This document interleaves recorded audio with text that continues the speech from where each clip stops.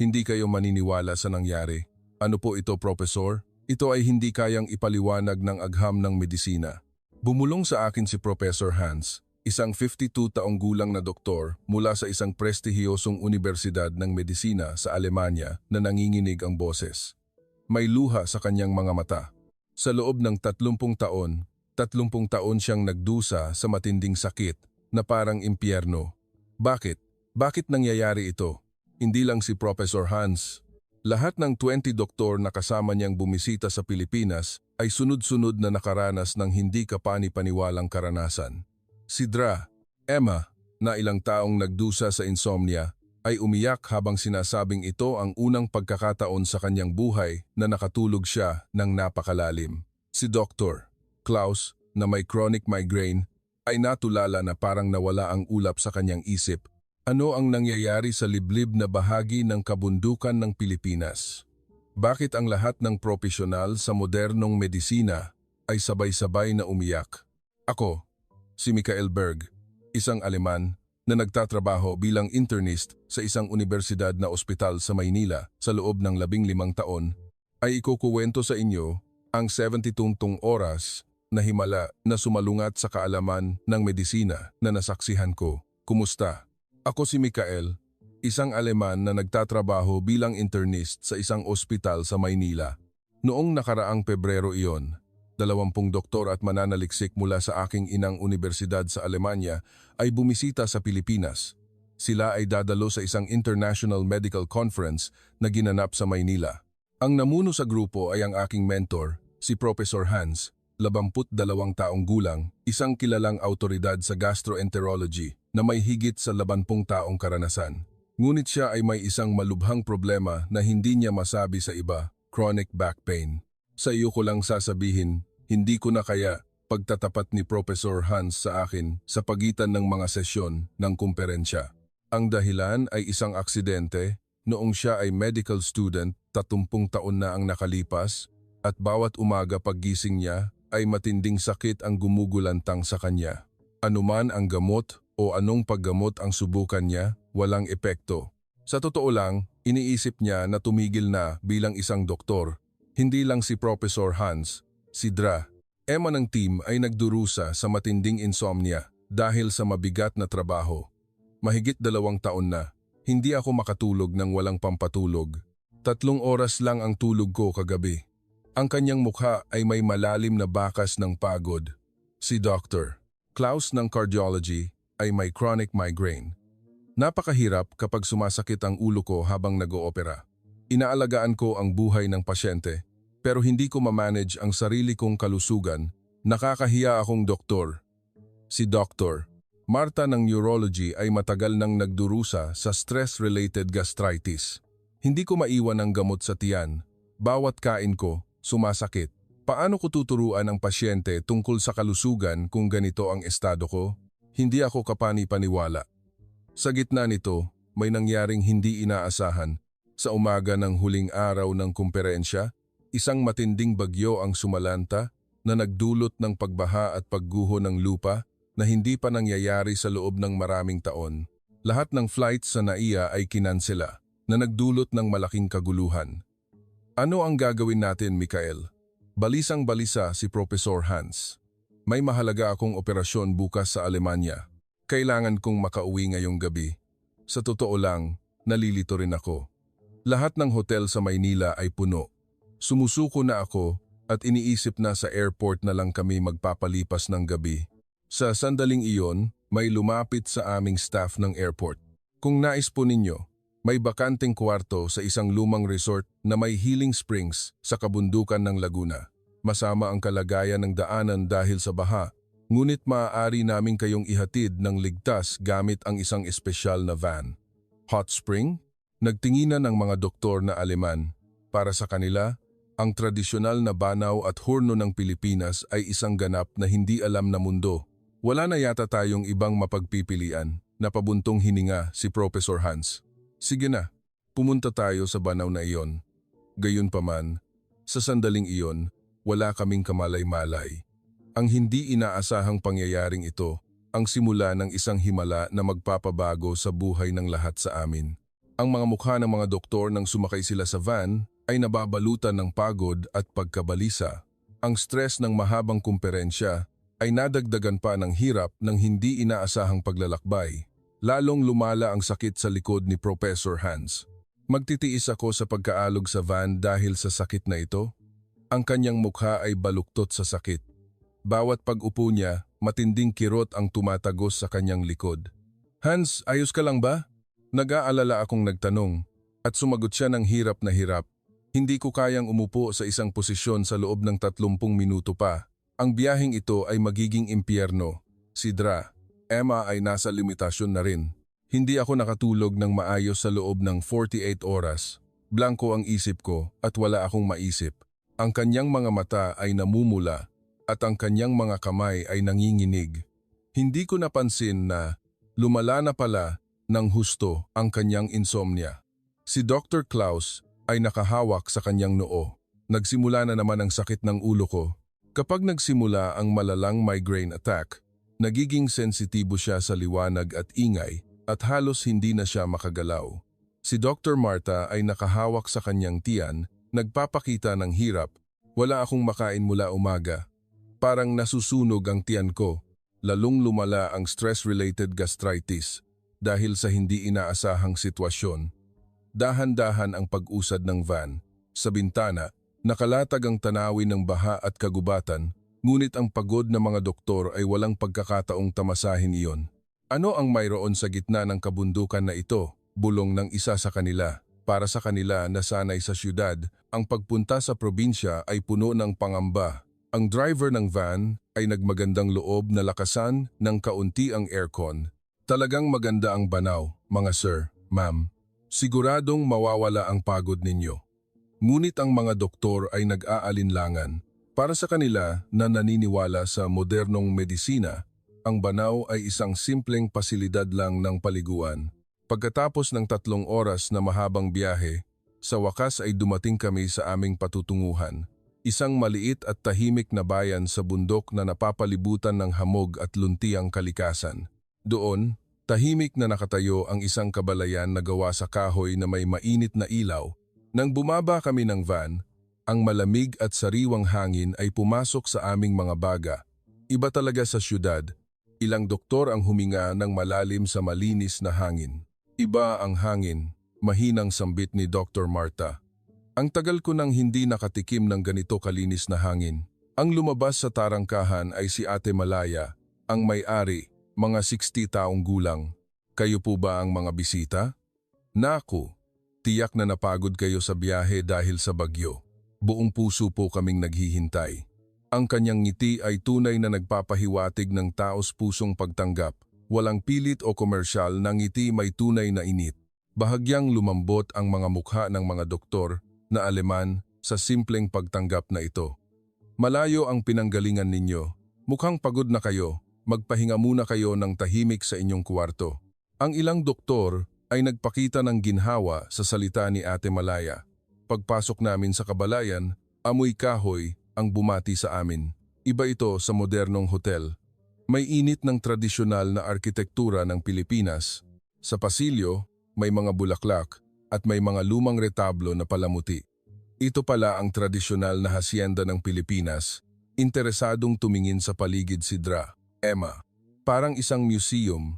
Habang inihahatid kami sa aming kwarto, ipinaliwanag ni Ate Malaya. Ang bahay na ito ay may 400 taong kasaysayan at matagal na itong kinikilala bilang dambana ng kalusugan. Maraming may sakit ang pumupunta rito at umuuwi silang gumaling na. Dambana? Interesadong tanong ni Dr. Klaus na nagpapakita ng pagiging bukas sa hindi pa kilalang pamamaraan ng paggamot. Opo, tradisyonal na paraan ng pagpapagaling ng Pilipino, ang pagpapahinga ng isip at katawan sa banaw at hurno.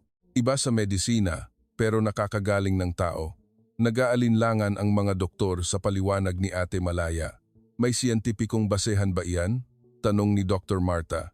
Isang tipikal na tanong ng doktor. Hindi ko po alam iyon, sagot ni Ate Malaya, na tila nag-aalangan ngunit may paniniwala. Ngunit ang katotohanan ay sa loob ng 400 taon, maraming tao ang gumaling at umuwi. Ang kwarto ay may sahig na gawa sa kahoy at lumang batya. ang amoy ng lumang kahoy, ang malambot na ilaw na nagmumula sa bintana at ang lumang krus sa dingding lahat ay bago at nagbibigay ng kakaibang kapayapaan. Dito tayo matutulog? Nagtatakang tanong ng ilang doktor nang makita nila ang banig at unan sa sahig. Sanay sa kama, bago sa kanila ang matulog sa banig sa sahig. Tiyak na lalong sasakit ang likod ko, nag-aalalang bulong ni Professor Hans. Nag-aalala siya kung paano makakaapekto sa kanyang likod ang matigas na sahig. Pagsapit ng gabi, oras na para kumain ng hapunan. Nang ihatid kami sa bulwagan, isang nakakagulat na tanawin ang bumungad sa amin. Sa lamesa, nakahain ang mga pagkain na hindi pa namin nakita. Nilaga na may lokal na gulay, paksiw na isda, lumpia, at ginataan lahat ay simple at nagpapakita ng natural na lasa ng kalikasan. Ano po ito? Sunod-sunod na tanong ng mga doktor. Nagtataka sila sa hindi pamilyar na sangkap, ngunit nagpapakita sila ng pag-usisa. Ipinaliwanag ni Ate Malaya isa-isa, ito ay ubod na inani sa bundok at ito ay isda mula sa ilog. Lahat ay natural at walang anumang preservatives. Dahan-dahang sumubo ang mga doktor, ngunit nagulat sila sa lasa. Ano ang lasa nito? Natuwa si Professor Hans. Napakalambing at hindi nakakapagod sa tiyan. Ang tagal ko nang hindi nakakakain ng ganito. Para sa mga doktor na laging nagmamadali at kumakain lang ng mabilis, ang oras na ito ng tahimik na pagkain ay bago. Nagliwanag ang mga mata ni Dra. Emma, kakaiba. Sa sandaling kumain ako, naramdaman kong umiinit ang loob ng katawan ko. Nagulat din si Dr. Klaus. May kakaibang delicacy ito, ibang-iba sa lutuing Aleman. Lalo na si Dr. Marta ang natuwa. Masakit ang tiyan ko kahit anong kainin ko dahil sa gastritis, pero ang pagkain na ito ay hindi ko naramdamang masakit sa tiyan. Sa halip, guminhawa pa ang tiyan ko. Ngumiti si Ate Malaya habang nagpapaliwanag. Para sa mga nagpapagaling, gumagamit kami ng madaling matunaw na sangkap at niluluto namin ito ng simple lang. Ang pagkaing lunas ay bahagi rin ng batis lunas. Tama, isang holistic na paggamot na kasama ang dietary therapy. Isang pananaw na wala sa kanluraning medisina, interesadong sabi ni Dra. Emma mula sa pananaw ng doktor. Habang kumakain, masigasig na nagtanong ang mga doktor tungkol sa kultura ng pagkain ng Pilipinas. Mula sa pagpili ng sangkap hanggang sa pagluto ang kanilang pagiging scholarly ay ginising. Baka ito ang sikreto sa mahabang buhay ng mga Pilipino. Bulong ni Dr. Marta. Pagkatapos kumain, oras na para maligo sa banaw. Ngunit dito, isang malaking kultural na hadlang ang lumitaw. Ipinaliwanag ni Ate Malaya, maliligo po kayo ng hubad sa banaw. Linisin ninyo ang inyong katawan at dahan-dahang magbabad sa tubig. Hubad, kasama ang lahat, nagpakita ng pagkalito, lalo na ang mga lalaki. Sa Alemanya, halos hindi nangyayari ang paghubad sa publiko. Hindi ko inakala na sa 52 taon ko, maliligo ako ng hubad kasama ang mga hindi ko kakilala. Ngumiti ng pilit si Professor Hans. Bilang doktor, sanay na ako sa katawan ng tao, pero ibang usapan kapag ako ang huhubad. Litong-lito si Dr. Klaus. Nag-aalala rin si Dra. Emma, nakakahiya para sa isang babae. Ngunit mahinahong ipinaliwanag ni Ate Malaya. Lahat po ay nagsasabi niyan sa simula. Ngunit kapag pumasok na kayo sa banaw, makakalimutan ninyo ang ganyang damdamin. Babalik sa natural na estado ang isip at katawan ninyo. Gayunpaman, dahil wala na silang pagpipilian, nagpunta sila sa banaw nang may pag-aatubili. Hindi ko malilimutan ang mga mukha nilang punong-puno ng kaba habang nagpapalit sa locker. Ganoon ako kaba noong anatomy lab lang noong medical school, pabiro niyang sinabi, ngunit nanginginig din ang kanyang boses. Naghiwalay sila sa banyo ng lalaki at babae at ang mga lalaki muna ang nakaranas. Nagpa siya akong sumama sa kanila. Habang naghuhubad sa locker, sinabi ni Professor Hans, Mikael, kung may kakaibang mangyari, kasalanan mo ito. Professor, ayos lang po iyan. Ganyan po ang Pilipino araw-araw. Pinatibay ko siya, ngunit sa totoo lang, kinakabahan din ako. At sa wakas, nang buksan namin ang pinto ng banaw, nanginginig ang boses ni Professor Hans. Ang bumungad sa amin ay isang paraiso. Mula sa malaking hurno, nagawa sa bato, umaakyat ang usok at sa likod nito, Makikita ang isang napakagandang hardin na nababalutan ng hamog at luntiang kalikasan. Sa gitna ng dilim ng gabi, ang hamog ay dahan-dahang gumagapang at ang maliliit na lampara sa paligid ng hurno ay nagbigay ng mainit na liwanag. Parang isang obra maestra, hindi makahinga si Dr. Klaus. Mayroon palang ganito kaganda na paliguan. Nakatingin din si Dr. Marta. Pagkatapos dahan-dahang naghugas sa paliguan, nagtungo kami sa hurno. Nang ilubog namin ang aming mga paa sa mainit na tubig, lahat kami ay nagulat. Ano ang pakiramdam na ito? Nanginginig na tanong ni Professor Hans. Ibang-iba sa ordinaryong tubig. Ang tubig ay hindi kasing init ng inaasahan namin at may malambot na pakiramdam na parang kumakapit sa balat. Parang nababalutan ng seda. Hindi ka pani-paniwala, patuloy ni Dr. Klaus. Sa sandaling pumasok ako, naramdaman kong nag-relax ang katawan ko. Dahan-dahan naming inilubog ang aming katawan sa hurno. Nang lumubog ang aming mga balikat, isang pakiramdam na hindi maipaliwanag ang bumalot sa aming buong katawan. Isang pakiramdam na hindi ko pa naranasan, bulong ni Dr. Marta. Parang umiinit mula sa kaibuturan ng aming katawan. Ang unang kahihiyan ay dahan-dahang napalitan ng malalim na pagpapahinga. Ang init ng banaw ay dahan-dahang kumalat sa pagod na katawan. Kakaiba? Mahinang sabi ni Professor Hans. Ang sakit sa likod ko ay parang mas magaan kaysa dati. Pagkatapos ng 10 minuto, mas nakakagulat na nangyari. Ha? Si Dra. Emma ay nakaranas din ng parehong karanasan sa banaw ng babae. Narinig ko na nagulat siya na gumaan ang kanyang mga balikat na laging matigas dahil sa stress. Napansin ni Dr. Klaus na humupa ang sakit ng kanyang ulo. Hindi ka panipaniwala. Ang ulo ko na masakit kanina ay gumaan na. Naramdaman ni Dr. Marta ang pagbabago sa sakit ng kanyang tiyan. Parang natunaw ang tensyon sa paligid ng tiyan ko. Kami ay nagbabad sa banaw sa loob ng mga 20 minuto. Ang unang kaba ay ganap na nawala at kami ay napuno ng katahimikan na parang isang malalim na pagninilay. Sa gitna ng hamog at gabi, nag-iisa lang kaming nagtatamasa ng sandali nang walang salita. May ganap na katahimikan at kapayapaan na hindi namin naranasan sa buhay sa syudad. Parang nakalimutan ko ang oras, bulong ni Professor Hans. Gusto kong manatili rito habang buhay. Pagkatapos lumabas sa banaw, may isang karaniwang pagbabago na lumitaw sa lahat. Ang aming katawan ay naging napakagaan. Ano ang pakiramdam na ito? Kakaibang iginalaw ni Professor Hans ang kanyang katawan. Ang bigat ng likod ko ay parang mas magaan kaysa dati. Habang nagbibihis sa locker, nag-uusap ang mga doktor ng may pananabik. Maaari ba itong ipaliwanag ng agham? Nagtatakang tanong ni Dr. Marta. Epekto ng vasodilation dahil sa temperatura. Sinubukan ni Dr. Klaus ang isang medikal na pagsusuri. Ngunit maaari ba itong maging kasing epektibo? Nagtanong si Professor Hans.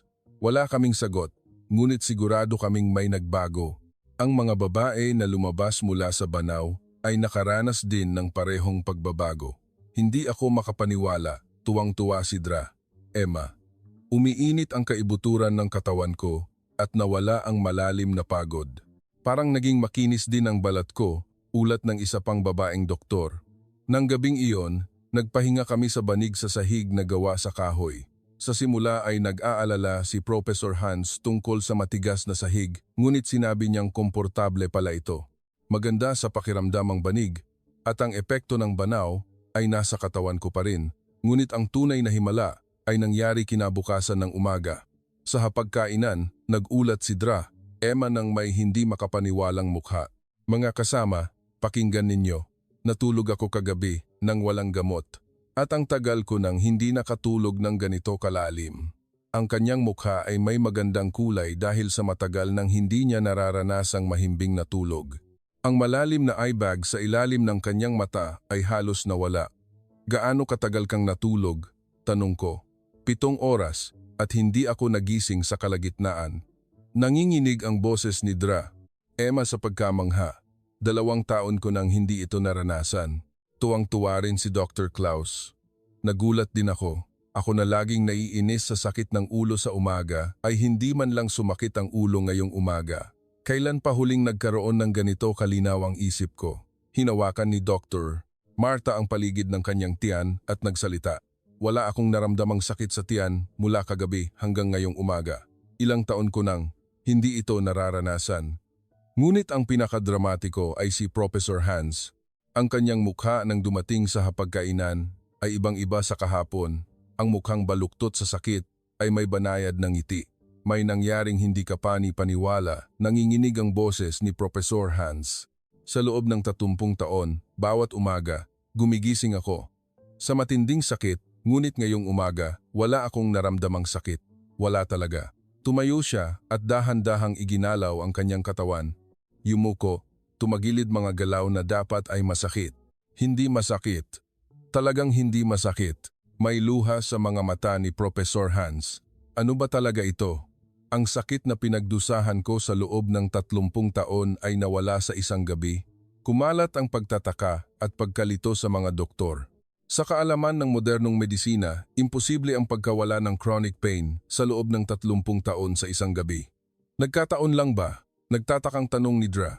Emma, kung nagkataon lang, sobra-sobra naman ang pagbabago sa lahat. Mayroong ilang dahilan, kalmadong sinuri ni Dr. Klaus. May espesyal bang sangkap ang banaw?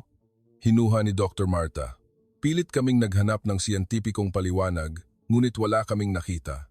Ngumiti si Ate Malaya habang nagdadala ng almusal. Nakita ko po na mahimbing ang tulog ninyo. Ang ganda ng kulay ng inyong mukha, Ate Malaya. Tuwang-tuwang nilapitan siya ni Professor Hans. May nangyaring hindi ka panipaniwala. Nawala ang sakit ng likod ko. Naku, buti naman po.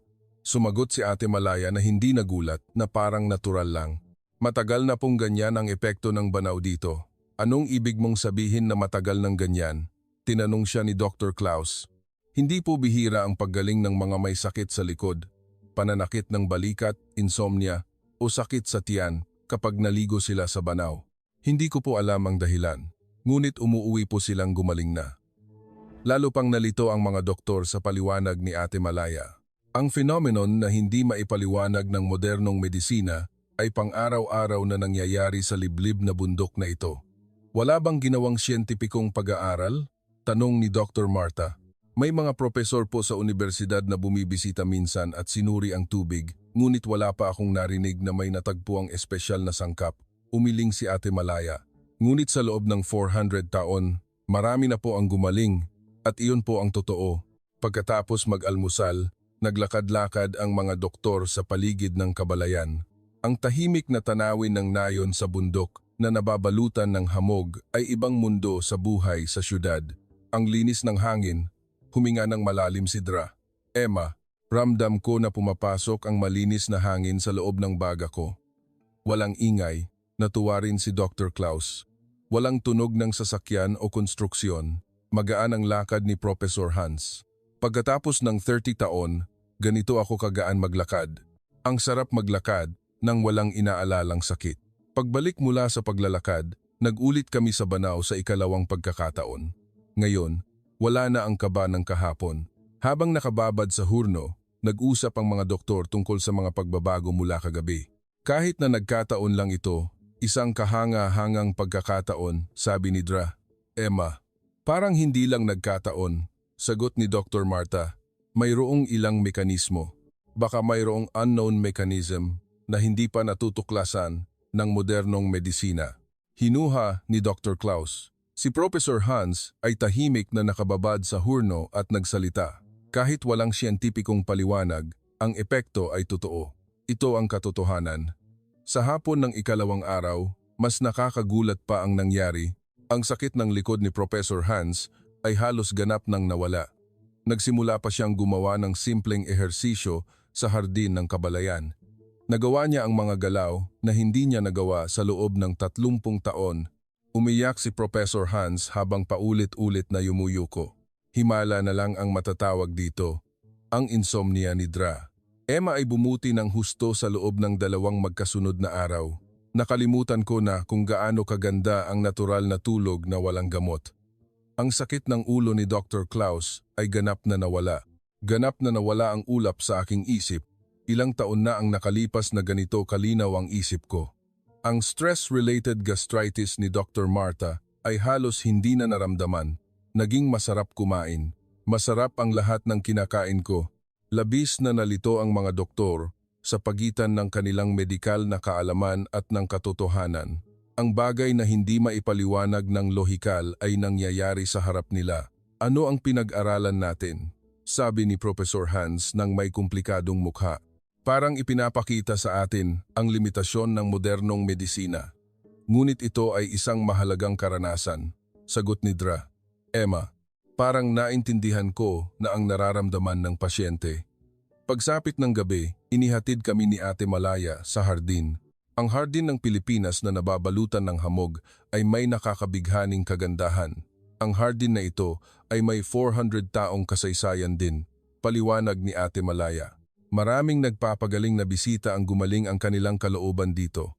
May ilaw ang mga stone lantern at sumasayaw ang mainit na liwanag sa hamog. Sa maliit na batya, umaagos ang tubig mula sa banaw at umaakyat ang usok. Napakaganda, nawalan ng salita ang mga doktor. Sa tahimik na hardin na ito, muli naming binalikan ang aming karanasan. Ang kahalagahan ng pagtanggap sa pagbabago na nangyayari kahit hindi ito maipaliwanag ng agham. Sa gabi ng ikalawang araw, lumalim ang usapan ng mga doktor habang nasa banaw. Baka masyado tayong humingi ng siyentipikong basehan sa pasyente, sabi ni Dr. Marta. Ang mahalaga ay ang epekto at ang pagtuklas sa mekanismo ay darating lang sa huli, sagot ni Dr. Klaus. Kung titingnan ang kasaysayan ng medisina, marami ang unang kinilala ang epekto batay sa karanasan at pagkatapos lang nasundan ng siyentipikong paliwanag. Sumang-ayon din si Dra. Emma. Tahimik na nagsalita si Professor Hans. Baka tinuturuan tayo ng karanasang ito ng humility. Marami pa tayong hindi alam. Sa umaga ng ikatlong araw, may tawag mula sa airport. Tumigil na ang bagyo at magpapatuloy na ang mga flight sa hapon. Malapit na ang oras ng pag-uwi. Ngunit walang sinuman ang nagmamadali umuwi. Sa halip, lalo pang lumakas ang pagnanais na manatili pa rito. Hindi ako makapaniwala na kailangan na tayong umuwi, malungkot na sabi ni Dra. Emma, ang 3 araw na ito ang pinakamahalagang karanasan sa buhay ko, sabi sa akin ni Professor Hans. Marami akong natutunan bilang doktor at bilang tao. Ang huling almusal ay lalong pinaganda. Inihanda ito ni Ate Malaya ng buong puso. Naghanda po ako ng espesyal na almusal para ipagdiwang ang inyong paggaling.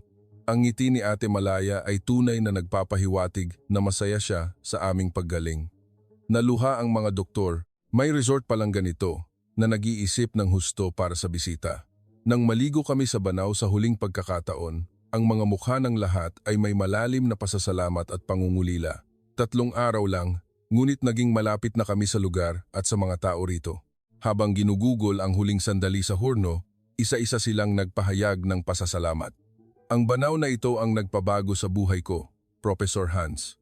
Dito ko nalaman ang tunay na pahinga, Dra. Emma, nakuha ko ulit ang kapayapaan ng aking kalooban, Dr. Klaus. Naramdaman ko ang koneksyon ng katawan at isip, Dr. Marta. Nang lumabas sa banaw, lahat kami ay lumingon. Para ikintal sa aming isip ang entablado ng himala ng 3 araw. Si Ate Malaya at ang staff ng Kabalayan ay lumabas para magpaalam. Bumalik po kayo ulit. Ang banaw na ito ay naghihintay sa inyo palagi. Isa-isang nagpasalamat ang mga doktor kay Ate Malaya. Nagpahayag ng pasasalamat na hindi kayang ipaliwanag ng salita.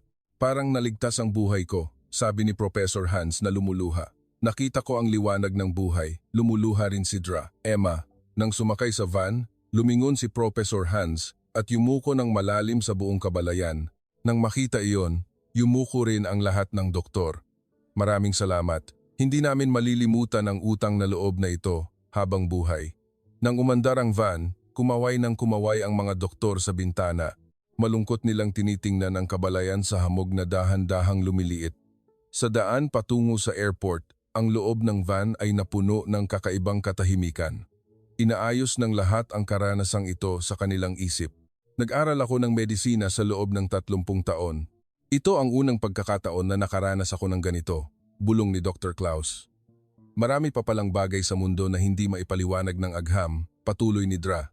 Emma, kapag nagkukuwento ang pasyente tungkol sa epekto ng folk healing, lagi akong nag-aalinlangan. Ngunit nang maranasan ko, nalaman kong may epekto pala na hindi kayang tanggihan. Tiningnan ni Professor Hans ang labas ng bintana at nagsalita. Ang karanasang ito ang nagturo sa atin ng humility, na ang modernong medisina ay hindi omnipotent. Dumating kami sa Naya at oras na para umuwi. Bago sumakay, nagsalita si Professor Hans sa lahat. Kapag umuwi tayo sa Alemanya, ibabahagi natin ang karanasang ito sa ating mga kasamahan. Ang batis lunas ng Pilipinas ay mayroong dapat matutunan ang modernong medisina. Kahit sa eroplano, ang karanasan sa Banao ang sentro ng usapan. Sabi ni Dr. Marta, sa loob ng 3 araw na iyon, naintindihan namin ang nararamdaman ng pasyente. Maraming bagay ang nalalaman lang kapag ikaw ang nasa posisyon ng ginagamot at ang pagbabago, pagdating sa Alemanya ay higit pa sa inaasahan. Una, ang ganap na paggaling ng sakit ng likod ni Professor Hans ay naging malaking balita sa mga kasamahan. Ang kuwento na ang sakit na pinagdusahan niya sa loob ng 30 taon ay gumaling sa Banao ng Pilipinas ay mabilis na kumalat sa loob ng medical department. Totoo ba iyon, Hans? Nag-aalinlangang tanong ng mga kasamahan. Totoo. Kita ninyo, wala akong sakit. Iginalaw ni Professor Hans ang kanyang katawan. Hindi maipaliwanag ng medisina, ngunit iyon ang katotohanan. Ang paggaling ng insomnia ni Dra. Emma ay nagdulot din ng malaking pagtataka. Ganap siyang nakatigil sa pag-inom ng pampatulog at nakabalik sa natural na sleep rhythm. Anong ginawa mong paggamot? Pinilit siyang tanungin ng mga kasamahan. Naligo lang ako sa Banao. Nalito ang lahat sa sagot ni Dra. Emma, nagbigay ng espesyal na lecture si Professor Hans sa universidad. Ang titulo, Karanasan sa Batis Lunas ng Pilipinas. Ang mga bagay na nakaligtaan ng modernong medisina. Puno ang auditorium. Maraming doktor, mananaliksik at estudyante ang dumalo. Ang sakit sa likod na hindi gumaling sa loob ng 30 taon, kahit anong gamot ang subukan, ay gumaling sa loob ng 3 araw sa Banao ng Pilipinas. Nag-ingay ang bulwagan sa salita ni Professor Hans. Ito ay isang karanasang lumampas sa kaalaman ng medisina. Mayroong unknown mechanism doon na hindi namin alam. Tumagal ng 2 oras ang lecture at ang Q&A lang ay tumagal ng 1 oras. Ano ang sangkap ng Banao? Anong mekanismo ang nagdulot ng epekto? May siyentipikong basehan ba? Ngunit tapat na sumagot si Professor Hans. Wala akong siyentipikong paliwanag. Ngunit ang katotohanan na may epekto ay totoo. Mayroong bagay doon na nakaligtaan ng modernong medisina. Dahil sa lecture na ito, nakuha ng Batis Lunas ng Pilipinas ang atensyon ng medical community ng Alemanya. Maraming mananaliksik ang nagsimulang mag-alok ng collaboration research sa Pilipinas. Nagbago ng husto ang pakikitungo ni Dra. Emma sa pasyente. Dati, mas pinipili niya ang maikling konsultasyon. Ngunit ngayon, pinapakinggan niya ng matagal ang kuwento ng pasyente. Gusto kong isama ang human warmth na naranasan ko sa Pilipinas sa medisina. Sabi ni Dra. Emma, muling kinilala ni Dr. Marta ang kahalagahan ng stress management. Naranasan niya mismo na hindi lang gamot ang kailangan, kundi ang mental care ay mahalagang bahagi rin ng paggamot. Pagkatapos ng 6 na buwan, isang nakakagulat na balita ang dumating. Muling bibisita si Professor Hans sa Pilipinas. Kasama na niya ang kanyang asawa at plano nilang bisitahin ang parehong Banao. Mikael, hindi ko malilimutan ang karanasang iyon sa Banao. Gusto kong maranasan din iyon ng asawa ko at gusto kong magpasalamat kay Ate Malaya. Plano rin ni Dra, Emma at Dr. Marta na magbakasyon sa Pilipinas. Sa pagkakataong ito, mas matagal kaming mananatili para pag-aralan ng mas malalim ang kultura ng healing ng Pilipinas. Sinimulan ni Dr. Klaus na tuklasin ang posibilidad ng spring therapy sa Alemanya. May mga hot spring din sa Alemanya, ngunit bihira ang holistic approach tulad ng sa Pilipinas. Nagsimula na akong mag-aral ng bagong pamamaraan ng paggamot. Pagkatapos ng 1 taon, may mas masayang balita pa. Itinatag ang Philippine Studies Center sa Universidad ni Professor Hans. Kasama rito ang isang research department para sa healing spring therapy. Mikael, salamat sa iyo. Nagkaroon kami ng kahanga-hangang karanasan. Tumawag sa akin si Professor Hans. Ngayon, gusto kong mas maraming Aleman ang makaranas ng Banao ng Pilipinas. Gumagawa kami ng medical exchange program para regular na bumisita sa mga healing spot ng Pilipinas. Ang kuwentong ito ay kumalat hindi lang sa medical community ng Alemanya kundi pati na rin sa publiko. Ibinahagi ito sa pahayagan at telebisyon at ang interes sa banaw ng Pilipinas ay mabilis na tumaas. Maraming turista mula sa Alemanya ang nagsimulang bumisita sa kabalayan ni Ate Malaya. Salamat po sa inyo sir, ma'am. Maraming bisita mula sa ibang bansa ang dumarating, masayang sabi ni Ate Malaya. Nagugulat po sila sa epekto ng banaw at umuuwi silang masaya. Pagkatapos ng 2 taon, muli kong binisita ang banaw na iyon. Sa pagkakataong ito, bilang gabay ng isang bagong grupo ng mga Aleman na doktor.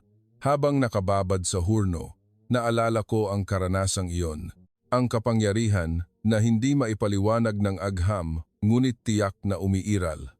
Ang puso at katawan ng tao ay baka mas malalim ang koneksyon kaysa sa inaakala natin.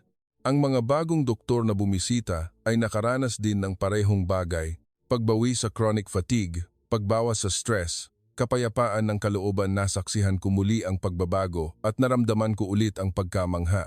Ngayon, nagretiro na si Professor Hans, ngunit bumibisita pa rin siya sa Pilipinas 2 beses sa 1 taon. Ang kanyang sakit sa likod ay ganap na gumaling at nakalaya na siya mula sa buhay na nakadepende sa gamot. Ang nangyari noong gabing iyon ng bagyo ang nagligtas sa buhay ko. Palaging sinasabi ni Professor Hans, gumaling ang insomnia ni Dra. Emma, at ngayon ay nagtatrabaho siya bilang espesyalista sa sleep medicine. Masigasig siyang nagre-rekomenda hindi lang ng gamot, kundi pati na rin ng relaxation therapy sa kanyang mga pasyente. Gusto kong ibahagi sa maraming pasyente ang natutunan ko sa banaw ng Pilipinas. Iyon ang naging misyon niya. Si Dr.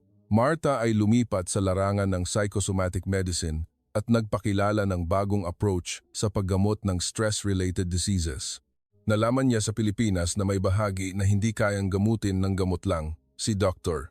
Klaus ay nagpapatuloy sa kanyang trabaho na ipakilala ang Philippine-style spring therapy sa mga hot spring area ng Alemanya at Austria. Hindi lang siyentipikong basehan ang lahat, may kapangyarihan ang tao na hindi pa natutuklasan. Ang hindi inaasahang pagkikita noong gabing iyon ng bagyo ang nagpabago sa aming buhay. 3 araw na nagturo sa amin ng maraming bagay bilang doktor at bilang tao. Hanggang ngayon, may pasyente pa ring nagtatanong, Doktor, totoo bang nakakagaling ang banaw? Sa sandaling iyon, sumasagot ako ng may kumpiyansa. May epekto po. Naranasan ko mismo at nasaksihan ko ang dramatikong paggaling ng aking mga kasamahan. Subukan ninyo. Ang banaw ng Pilipinas ay hindi lang isang pasilidad ng paliguan. Ito ay isang cultural treasure na ipinagmamalaki ng Pilipinas sa mundo na nagpapagaling ng puso at katawan. Ang pagbabago na naranasan naming mga doktor na Aleman ay hindi lang nagkataon. Ito ay ang wisdom ng Pilipinas na sinuportahan ng mahabang kasaysayan. Buong puso kaming nagpapasalamat kina Ate Malaya at sa staff ng Kabalayan hanggang ngayon. Ang karanasang iyon sa loob ng 3 araw ang nagpayaman sa aming buhay doktor at nagbigay ng pagkakataon para magbigay ng mas mahusay na serbisyong medikal sa maraming pasyente. Magpapatuloy ang medical exchange ng Pilipinas at Alemanya at umaasa kaming mas maraming tao ang makakaranas ng kagandahan ng banaw ng Pilipinas. Gusto naming ipaalam sa buong mundo ang kahangahangang wisdom na ito ng bansang mayaman sa Healing Springs. Iyon ang taos-pusong hangarin namin na nakaranas ng himala noong gabing iyon ng bagyo. Kung may pagkakataon kayo, subukan ninyo ang banaw ng Pilipinas. May kapangyarihang hindi maipaliwanag ng modernong medisina ngunit tiyak na kahanga-hanga. Bago humingi ng siyentipikong basehan, damhin muna ninyo ito sa sarili ninyong katawan, tiyak na makakaranas din kayo ng parehong pagtataka at pagkamangha tulad namin. Salamat po. Sana ang kuwentong ito ay maging simula ng pagbabahagi ng kagandahan ng banaw ng Pilipinas sa mundo.